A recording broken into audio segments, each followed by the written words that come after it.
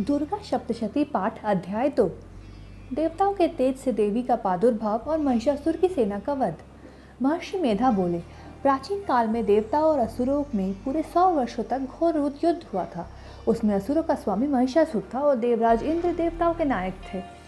इस युद्ध में देवताओं की सेना परास्त हो गई थी और इस प्रकार संपूर्ण देवताओं को जीत महिषासुर इंद्र बन बैठा था। युद्ध के पश्चात हारे हुए देवता प्रजापति श्री ब्रह्मा को साथ लेकर उस स्थान पर पहुंचे जहां पर कि भगवान शंकर विराजमान थे। देवताओं ने अपनी हार का सारा वृत्तांत भगवान श्री विष्णु और शंकर जी से कह सुनाया। वो कहने लगे, हे प्रभु, महिषासुर सूर्य, इंद्र, अग्नि, वायु, चंद्रमा, यम, वरुण तथा अन्य देवताओं के सभी अधिकार छीनकर सबका अधिष्ठाता स्वयं बन बैठा है। उसने समस्त देवताओं को स्वर्ग से निकाल दिया, मनुष्यों की तरह पृथ्वी पर विचर कर रहे हैं। दैत्यों की सारी करतूत हमने आपको सुना दी और आपकी शरण में इसलिए आए हैं कि आप उनके वध का कोई उपाय सोचें। देवताओं की बातें सुनकर भगवान श्री विष्णु और शंकर जी ने दैत्यों पर बड़ा गुस्सा आया। उनकी भौएं तन गई और आंखें लाल हो गई। गुस्से से भरे हुए भगवान विष्णु के मुंह से बड़ा भारी तेज निकला और उसी प्रकार तेज भगवान शंकर जी, ब्रह्मा जी और इंद्र आदि दूसरे देवताओं के मुख से प्रकट हुआ। फिर वह सारा तेज एक में मिल गया और तेज का पुंज वो ऐसे दिखता था जैसे कि ज्वाज्वल्यमान पर्वत हो। देवताओं ने देखा कि उस पर्वत की ज्वाला चारों ओर फैली हुई थी और देवताओं के शरीर से प्रकट हुई तेज की किसी अन्य तेज से तुलना नहीं हो सकती।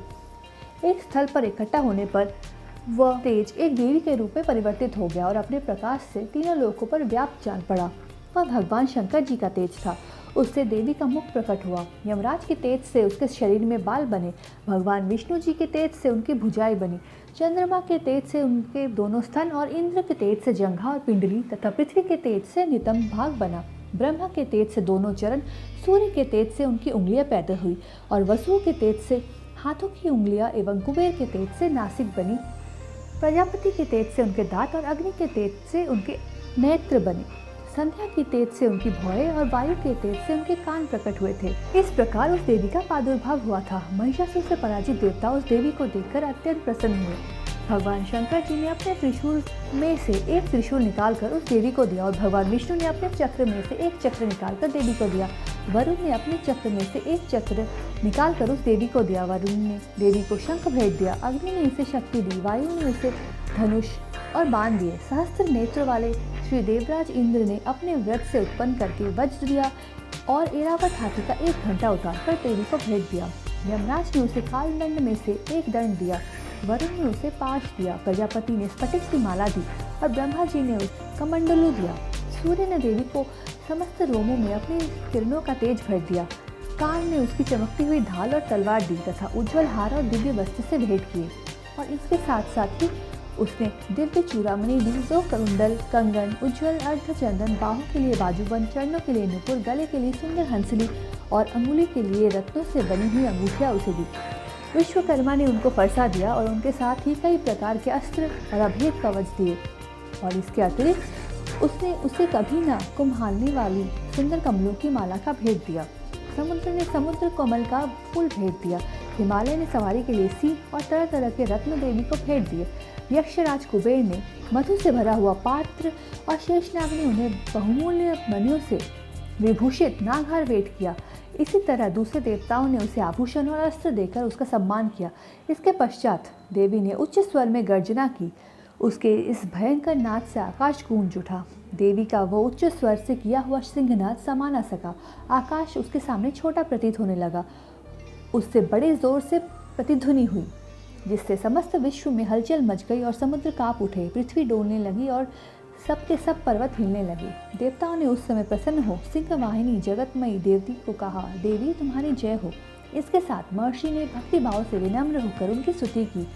संपूर्ण त्रिलोकी पहुंचकर उसने देवी को देखा जो कि अपनी प्रभा से तीनों लोकों को प्रकाशित कर रही थी। उसके चरणों के भार से पृथ्वी दबी जा रही थी। माथे के मुकुट से आकाश में एक रेखा सी बन रही थी और उसके धनुष की टंकोर से सब लोग शुद्ध हो रहे थे। देवी अपनी शस्त्र भुजाओं को संपूर्ण दिशाएं में फैलाए खड़ी थी। इसके पश्चात उनका दैत्यों के साथ युद्ध छिड़ गया और कई प्रकार के अस्त्र शस्त्रों से सब की सब दिशाएं उद्भाषित हो गई। महिषासुर की सेना का सेनापति तिक्षुर नामक एक महान असुर था। वो आगे बढ़कर देवी के साथ युद्ध करने लगा और दूसरे दैत्यों की चतुर्गनी सेना लेकर चामर भी लड़ने लगा और 60,000 महारथियों को साथ लेकर उद्रव नामक महादैत्य आकर युद्ध करने लगा और महाहनु नामक असुर 1 करोड़ रथियों को साथ लेकर असिलोमा नामक असुर 5 करोड़ सैनिकों को साथ लेकर युद्ध करने लगा। वाक्षकल नामक असुर 60 लाख असुरों के साथ युद्ध में आ डटा। विराल नामक असुर 1 करोड़ रथियों सहित लड़ने को तैयार था।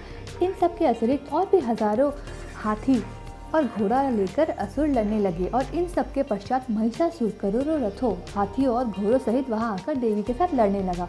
सभी असुर तोमर, भंडीपाल, शक्ति, मूषल, खर्ग, परशो, पट्टियों के साथ रणभूमि में देवी के साथ युद्ध करने लगा। इसके पश्चात सबके सब दैत्य अपनी अपनी तलवारें हाथों में लेकर देवी की ओर दौड़े और उसे मार डालने का उद्योग करने लगे, मगर देवी ने क्रोध से भरकर खेल ही खेल में उन सबके अस्त्रों को काट दिया। इसके पश्चात ऋषियों और देवताओं ने देवी की स्तुति आरंभ कर दी और वो प्रसन्न होकर असुरों के दैत्यों का नाश करते हुए ढोल, शंख और मृदंग आदि बजा रहे थे। तदंतर देवी ने त्रिशूल, गदा, शक्ति, खर्ग इत्यादि से सहस्त्र असुरों को मार डाला। कितनों को घंटे की भयंकर आवाज से ही यमलोक पहुंचा दिया। कितने असुरों को उसने पास में बांधकर पृथ्वी पर धस गिरा। कितनों को अपनी तलवार से टुकड़े टुकड़े कर दिए। कितनों को गदा की चोट से धरती पर सुला दिया। कई दैत्य मुसल की मार से घायल होकर रक्त वमन कर रहे थे और कई शूल से छाती फट जाने के कारण पृथ्वी पर लेट गए और कितनों की बाण वर्षा से कमर टूट गई। देवताओं को पीड़ा देने वाले दैत्य काट काट कर मरने लगे। कितनों की बाहें अलग हो गई, कितनों की ग्रीवाएं कट गई, कितनों के सर कट गए, कितनों के शरीर बीच से ही कट गए और कितनों की जंघाएं कट गई और वो पृथ्वी पर गिरे पड़े। इतने ही सिरों व पैरों के कटने पर भूमि से उठ खड़े हुए और शस्त्र हाथ से लेकर देवी से लड़ने लगे और कई दैत्यगण भूमि में बाजू की ध्वनि से नाच रहे थे। कई असुर जिनके सिर कट चुके थे बिना सिर के धड़ से ही हाथ में शस्त्र लिए हुए लड़ते रहे। दैत्य रह रहकर ठहरो ठहरो कहते हुए देवी को युद्ध के लिए ललकार रहे थे। जहाँ पर यह घोर संग्राम हुआ था वहाँ ही भूमि, रथ, हाथी, घोड़े और असुरों की लाश से भर गई थी और असुर सेना के बीच रक्तपात होने के कारण रुधिर की नदियाँ बह रही थी। और इस तरह देवी ने असुरों की विशाल सेना को क्षण भर में ही इस तरह से नष्ट कर डाला जैसे तृणकाष्ठ के बड़े समूह को अग्नि नष्ट कर डालती है। और देवी का सिंह भी गर्दन के बालों को हिलाता हुआ और बड़ा शब्द करता हुआ असुरों के शरीर से मानो प्राणों को खोज कर रहा हो।